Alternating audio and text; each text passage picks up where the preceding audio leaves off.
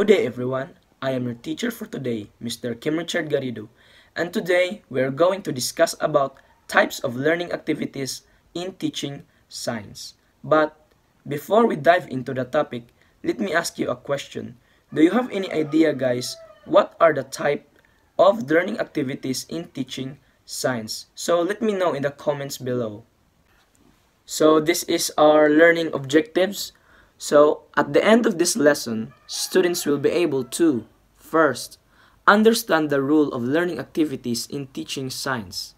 Then, evaluate the effectiveness of learning activities in science education.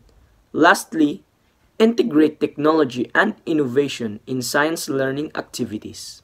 So, before we start, let us know what is the importance of learning activities in teaching science. Teaching science requires more than merely imparting knowledge. It involves encouraging students' critical thinking skills, natural curiosity, and passion for science as a lifelong pursuit. So in teaching science, dili lang kay ang atong knowledge ato i-transfer sa atong students, kung dili ato sad i-welcome ang ilang curiosity, ato i-enhance ang ilang creativity para nga kanang ang ilang process ba sa science ba dili lang kay ma-hate sila kundi ila pa ma-love og ila sad ma-enhance ang ilang learning throughout the way. So need gyud nato gyud ang mga learning activities para ma-motivate nato ang each students to learn, to love, and to continue growing. To achieve these objectives, educators must adopt student-centered strategies that are highly engaging, demonstrate positive results on standardized tests, and promote the development of skills that can be applied to higher education and careers. So, para nga ato ni ma-achieve nga objectives, di ba, ang ato gyud ang primary gyud objective nato as a teacher is to make the students learn at its finest. So, dapat mo adapt ta og learner-centered approach. So, ang learner-centered approach, di ba, ang students mo'y kanang mo build gani sa ilang knowledge gani niya kita nga mga instructor or mga teacher igo ra ta mo facilitate sa ilang learning. So para nga kuan gina ma-target gina ma-reach gina nato nga goal kanang ato sila i-engage into activities. So mao na ni karon ang mga types of activities in learning science para nga kanang dili sila malubatan, dali ra sila makat-on na ila sad ma-pursue ang love of learning. First is hands-on activities. So, unsa man ning hands-on activities di ay? So, aron ato masabtan, ato ni siya i-learn pag-ayo ug kung unsa ni ang hands-on activities. Hands-on activities are interactive learning experiences that allow students to learn by doing. They can be used to teach physical or mental skills.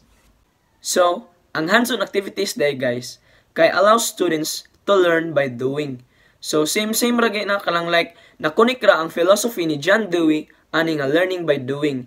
By doing so, students will not just learn, but to create something new, to create something in a way nga, ang not just students ang ma-learn, kundi apil sad ang teacher. Like, magkuan na ba ka nang mag-sharing gani og information gani nila. So, mo na ang hands-on activities. So, ang kaning hands-on activities, dapat ang teacher mo provide gani og something kanang mga resourceful materials para nga ang kanang students na sila'y ma-learn or na sila'y ma-manipulate sa ilang kamot para nga ila ma-enhance ang ilang critical thinking skills o ilang creative minds. So muna guys ang hands-on activities. Types of hands-on activities. So klase-klase sa day ang kanang hands-on activities. So ato ni siya karon mailhan kung unsa gid ang kayang iyang core activities gani nga kanang na-address hands-on activities para nga atong masabtan pag maayo og unsay naaaning hands-on activities. Experiments is a controlled procedure designed to test a hypothesis by manipulating variables and observing the resulting effects, allowing students to actively engage with scientific concepts and gather data to support or refute their initial predictions. Essentially, it's a practical activity where students actively test a scientific idea through observation and data collection to learn about cause and effect relationships. So, ang first is experiment. So, it is pretty common naman nung ang experiment kanang nakatry na magita na tanan back in our elementary days, di ba? Katong duha ka munggo seed. Then ang usa ka katong munggo seed, katong liso gani sa munggos gani, imo to ibutang sa kaang. Nya imo gihapon buan day 1 nya imo ra siya kana ganing butang gani dito sa kanang kuan sa ngit-ngit nga lugar. Nya katong usa imo to siya ibutang gihapon sa kaang buan, imo ibutang sa kanang mahayagan gani. So asa man diha ang kanang mo grow? Di ba ang mo grow kay katong gainitan. So mo to ang atong experiment nga atong makita ang cause and effect o sa kanang sun o kanang sa walay sun kung mo grow bagid ang usa ka tanom. Then sa ato sa grade 7, so gipa-experiment sa ta sa kanang mga acidity or basicity of an object. Then sa atong high school karon, since we are science major, di ba gipa-experiment ta og katong gummy dolphins, naked egg, katong testing carboxylic acid sa katang baking soda ug unsa ila reaction, di ba nakatry na ta ana. So experiments are pretty common. Then ang kanisang definition dai sa experiments para ato masabtan kay ang teacher kanang mo provide gani sila kanang resources para nga natay ma-manipulate, or dili lang kay ang teacher mo provide og resources ha, kundi pwede sad kita like if natay kanang mga available resources gani para nga ato gani ma-test gani ang cause and effect relationship sa usa ka butang.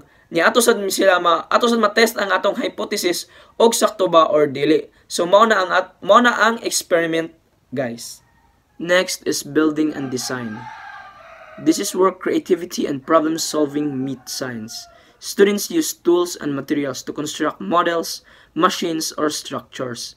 This helps them understand how things are built and how forces interact. Examples include building a model of the solar system, designing a bridge, or creating a simple lever system. So building and design, so same ra gani ni siya sa kanang kuan guys sa experiments, but ang experiments lang mag-create lang ka og something new or something nga kanang makatest sa imong hypothesis og sa relationship sa cause and effects. So mo to siya ang katong experiments welcomes curiosity. Ang kanisad pure creativity gani ni siya, though makuan magyapon siya curiosity, but more on the creative side gani ni siya. Like ang kaning ang students gani kay maka-able to create models kanang mga structures, model sa solar system. So di ba try na magitag create ana guys sa atong Ed 215 sa una gipahimo tag model of the eye, solar system, kana mga uban pa nga mga models, the cell ana dito. So kani ang models maka-create kita ani og something indot gani nga intriguing gani nga kanang ang usa ka students kay kanang ma-allow gani iyang creativity gani niya. Kana sad siya mo siya paagi gani nga ma-learn sad ang usa ka students kay og himo kag kanang sa model of the cell or model of the eye lang. Niya mo dito kanang ikaw gimuhimo ba nga mo din ni ang kanang iris, mo din ni ang kanang retina. So makahibaw na ka, maka-identify na ka asa na dapita nga butang ug makahibaw sa kaon sa ilang function kay naka-create gud ka og model. So mo to ang kanang building and design, guys. So last is data collection and analysis. This is about gathering and interpreting information from the real world. It could involve observing nature, conducting surveys, or measuring things. Students can learn how to organize data, identify patterns, and draw conclusions. Examples include observing bird species in a park, taking temperature readings, or surveying classmates about their favorite science subjects. So, ang last day sa atong hands-on activities, guys, kay data collection and analysis. So, ang students nato ato ni siya gani pagawson gani sa atong classroom ug ato pa-exploreon sa outside world. So, for example, ikaw teacher, nag-discuss ka about carnivore and herbivore. Dayon mo ka nga, okay class, so ang atong activities for today kay mag-observe ta sa atong mga animals diri nga nasa to palibot og carnivore ba na siya or herbivore. So para nga masabtan gid sa mga students gyud og unsa na ang carnivore og herbivore, ato na sila pagawson og pakit-on ganig mga animals gani kung carnivore ba na siya or herbivore. For example, ang kanding, di ba? Ato na sila pa-analyze og unsa ba na ang kanding, herbivore ba na siya or carnivore. In that way, ang students dili lang kay ma-learn nga ang kanding di kay herbivore, kung dili ila pa gani ma-specify or ila pa gani ma-narrow down gani og nganong ang kanding herbivore kay ila man na matan-aw pinaagi sa ilang pagkaon or pinaagi sa ilang ngipon. So makakita gid ang students gid ana gyud. So mo na ang data collection and analysis. So nag-gather sila og data. So mo ni ang kanding, mo ni ang kaunon, mo ni ang kanang barog, mo ni ang ngipon, mo ni ang kanang area nga asa siya nagpuyo. Dayon mo na to data collection. Dayon ang analysis na. So dili ba ang kanang ngipon sa kanang mga kasagaran ba yung mga ngipon sa mga herbivore kay like flat gani para nga mutsura o kanang mga grass. So moto ila to na kuan, ila na to na analyze nga kani ang kanding. Pagkakita sad nila nga sagbot pugay kinaon sa kanding. So ang sagbot ba kay madi kuan ba na nga herbivore. Like ang mukaon kag kanang sagbot ba, kanang mga animals nga mukaon og sagbot, herbivore ba na. So ila na to ma-classify. So in that way nga ang students ma-learn gani nga kanang to its finest gani ang iyang learning gani. Dili lang kay kanang mag-discuss ka sa sud nga mo ni ang kanang kinaon sa kanding guys, kanang sagbot. So ma-learn ang bata pero murag makalimtan na gani niya, whereas og kato ato to pa experience on adto dili gid sila makalimot. Inquiry-based activities. Inquiry-based activities are learning experiences that encourage students to explore questions, problems, or scenarios, fostering critical thinking and problem-solving skills through active investigation and exploration rather than passively receiving information. So next is inquiry-based activities. Diba ang first learning activities in teaching science kay ang hands-on activities. So ang next is inquiry-based activities. So unsa man ning inquiry-based activities? So from the word itself, inquiry, a request of information. So ang students ani kanang mura gani kanang mangayo gani mga information gani para nga kanang ma-learn gani sila. Not just that, kanang ato sa sila pangutan-on kay inquiry good, so to request, so mangutana. So ato sa sila pangutan-on para gid nga kanang ma-activate gani ilang critical thinking skills. So para sa ato ni masabtan ang kaning inquiry based learning, ato ni siya i-learn karon og unsay naa ani nga mga types og unsa sa gid ni ang essence gani ani ang learning ang kaning inquiry-based activities. Types of inquiry-based activities. First, problem-based learning. Presenting students with real-world problems to solve through scientific inquiry. So, ang problem-based learning di ay, kay kani ang students ato gani i-relate gani sa real-world situation or real-world scenario nga mga problema. So, for example, ang atong climate change or ang kanang deforestation baka or something kanang real world mga situation para nga mas masabtan nila kaysa sa kanang ato lang kanang mag himo-himo lang kanang mga story gani or mga something largura nga kaning climate change kay kana mo ni siya ang kaning global warming, deforestation, mga definition ra gani. So dapat ato sa gani i-relate gani sa real world situation or real world scenario aron nga ila masabtan ang kanang nga problema og ila sad makahibaw-an og unsay kanang ilang mga answer or dapat nila nga i-address. Next is case studies. Students search for clues or answers to science-related questions hidden around the classroom or school. This encourages exploration, observation, and problem-solving skills. So ang kaning case studies guys, kay kani ang ikaw as a teacher kanang magbutang gani kag mga problems gani na imo gani pangtaguan gani sa classroom. Nya ang katong mga students nimo imo to sila papangitaon sa mga clues para nga kanang ilagay ma-solve gani ang katong case. So mo na siya ang case studies. So ang imong students imo pagkuhaon og kanang mga clues para nga ang katong ang katong inyong question gani nga kanang about sa climate change kana imo to himuan og case studies nga unsa ang pag-solve. So magbutang kag mga clues sa imong lugar. So in that way ang students ma-enhance gani nila gani ang ilang observation skills ug ilang critical thinking. Kay imo mo gid sila kanang imo gid pangtaguan baka diha sa suok sa kuan niya ug ila to makit-an na pagid sila problem nga basahon para nga maka-proceed to the next step. So mao na ang kanang case studies guys to solve the case. So last is science fair projects. So dili ni projects guys ha kanang pa-creaton ka og model or something ana. So ang kaning science fair projects sa dili pa gani kanang mag-introduce ka og new topic.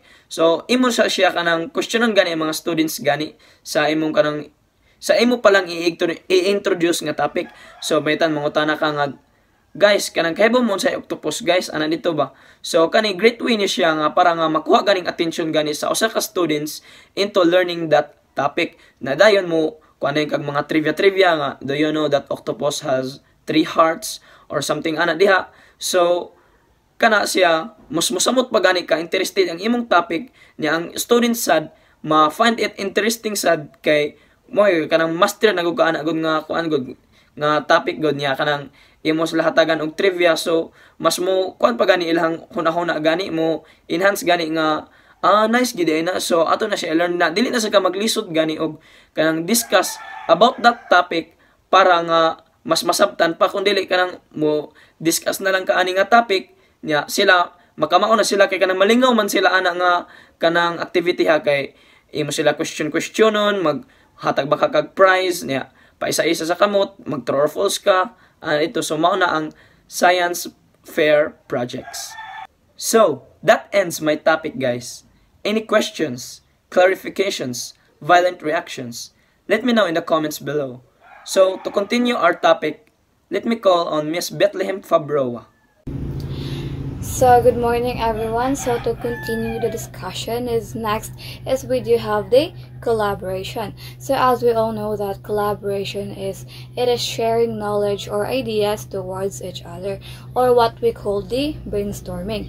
So example of collaboration is the peer teaching. So students take turns teaching each other's concepts, explaining their understanding and answering questions. So sometimes manggod kay na students na dili makasabot gani sa explanation sa teachers, but if the students na mo teach sa iyang classmate is mas makasabot siya better.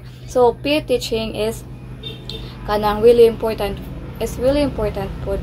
And then next is the group project. So it is very common naman no, since we do have a lot of group projects. Like for example, kanang we do have in our reports, kanang sharing ideas ta, and then helping each other kay para mahuman ang atong trabaho. Or like for example, sa mga lab reports, ato anang himuon, and then ato ang i-combine og unsay ato ang na-learn, atong mga na-observe within the experiment.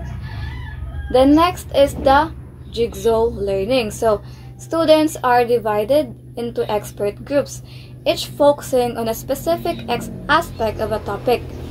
They then regroup into mixed groups, sharing their expertise and teaching each other the different parts. So there are expert groups nga na-divide. So let's say ang kanang expert groups are the knowledgeable, and then gitagaan sila og certain topic, and then kaning expert group is gear group sila, and then gimix sila og grupo. So lahi-lahi na ang ilahang grupo. So sila na bahala og explain og unsa ilahang topic or alang unsa ilahang natagaan nga topic, and then sa ilahang grupo is sila na mo kanang mo pa relay sa kana nga certain topic, and then mag-brainstorm na sila together with their classmates or group mates, and then sharing ideas og unsa ilahang ma-come up ana nga topic. So next is the technology enhanced activities. So technology enhanced activities are learning tasks that integrate digital tools, online resources, or multimedia to improve students' engagement, collaboration, and understanding. These activities use technology to make learning more interactive, personalized, and efficient. So of course, we do have to integrate technology sa ato ang education, or when we are going to give activities sa ato ang students. Like for example, simulations. So using computer simulations to model real-world phenomena and explore complex concepts. So like for example, katong experiment na to kasurbayon, katong gipa experimenta through online, katong titration experiment. So that is one of the example of simulation. And then next is the virtual labs. So conducting virtual laboratory experiment to supply hands-on activities. So example of virtual labs is katong di pa kita nato ni Sir Mimin katong dito sa Klabams. So that is one of the example of virtual labs. Na ikaw mismo ikaw mo ka nang mo-operate kunuhay bisag through online. So maka-experience gyapon ka na gyapon kay ma-learn through virtual labs. And then next is online resources. So utilizing online resources such as videos, podcasts, and interactive tutorials. So one of the examples for online resources is kanang maghimutang PPT. So of course, in every report nato is kailangan nato mag-provide og PPT for visual purposes. And then next is the outdoor activities. So outdoor activities are learning experiences conducted outside the traditional classroom setting, allowing students to engage with nature, apply concepts in real-world context, and develop social, physical, and problem-solving skills. These activities promote experimental learning, teamwork, and physical movement. So what are the examples of outdoor activities? So one of the example is the field trip. Organizing field trip to explore natural environment, museums, or scientific institutions. So field trip is one of the example of outdoor activities. However, field trip is not advisable or dili na gani siya, wala na siya gitugtan kay because field trips is very kanang delikado gani siya when it comes to kanang trip outside the campus. Like for example, katong field trip sa Bestlink nga university nga daghay kanang incident nga nahitabo. So it is kanang prohibited na nga magkuan og field trip. But pwede na siya mag outdoor activity when it basta outside or kanang outside the classroom setting, okay na siya. The next is outdoor experiments. So conducting experiments and investigations in outdoor settings. Like for example, katong experiment na to kasurbayon din sa amoang grupo is need pabuthon ng katong lantaka as our experiment. And then so mo to nga ang amoang pag-experiment is through sa gawas ra kay very delikado man siya if sa sud na ubahaton kay need man siya pabuthon. So mao to that is one of the example of outdoor experiment. The next is the nature walk. So dinhi guided or self-directed nature walks to encourage observation and exploration. So it is also an example of outdoor activities ang kaning nature walk where pwede maka-observe sa mga butang-butang about kanang sa palibot, about kanang nature kay para pod maiba ang kanang kuan sa imuhang mga students kay it is very boring manggod if magstay rata sa room permi. So as a teacher, we have to conduct an activity nga makabuhata outside. So that would be all for my report, and then next reporter is to be discussed by Miss Marlene Hingo. For the continuation of our topic, let's have the games and competition. For the definition, games and competition are structured activities with rules where participants engage in challenges for fun, learning, or to win prizes. Games focus on interaction and strategy, while competitions involve competing to showcase their skills or knowledge. There are also types of games and competition.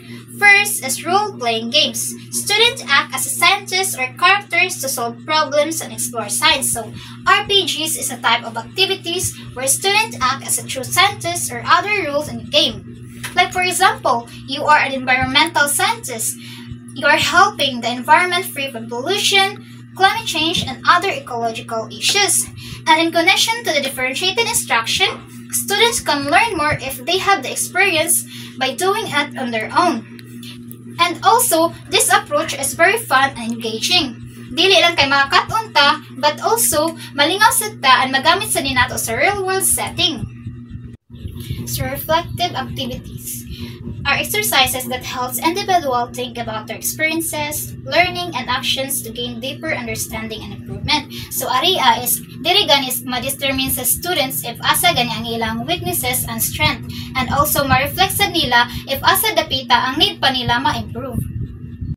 Another one is the icebreaker games, activities that help students interact and work together. So it is an activity designed to help people relax and feel comfortable. It is usually used in the beginning of the class or any event to create a lively and welcoming atmosphere. But dili rin siya about lively and welcoming atmosphere, but also it creates a teamwork and collaboration while interacting each other. And like for example, two truths and a lie. So, pareha gani siya sa gipa-activity ni Sir Durder pag last sem nga mag-compose gani ka og two facts about yourselves and one lie about yourself.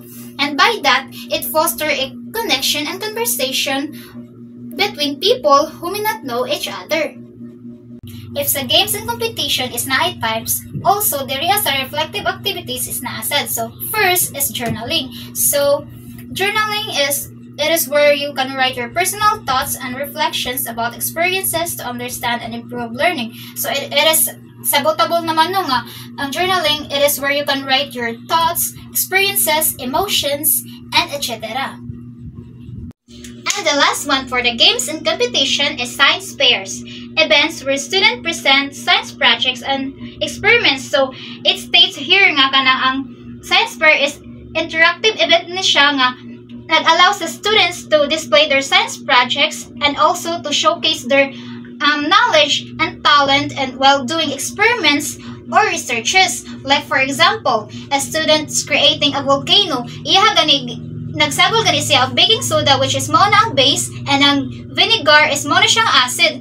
So pag sagol niya is nakakandak gani og chemical reaction. That's why nga ang vulkan gani nga ayang gihimo kay nag-uros-uros gani siya. That's what we call chemical reaction. So after that, iya gani gisulti sa judges ang iya findings sa iya experiment. Next is the group discussions, sharing ideas and experiences with others to gain new perspective and deeper understanding. So aria is makaposter gani mo og teamwork and collaboration because there are exchanging of ideas and para sa mapadali ang process. And the last one is the self-assessment quizzes, answering questions to evaluate one's own knowledge, progress, or skills. So here in the self-assessment quizzes, you can evaluate your progress, skills, and knowledge, and also makadetermine sa gani ka if asa dapita ang imong strength and weaknesses, just like what I said before. And pwede sad ka makaset gani og goals para ma-achieve nimo ang need pa nimo ma-improve. And finally, to conclude my report, I can say that the different types of learning activities help students to foster adaptability, collaboration, problem solving that helps students to be ready in the different scenarios in the real-world context.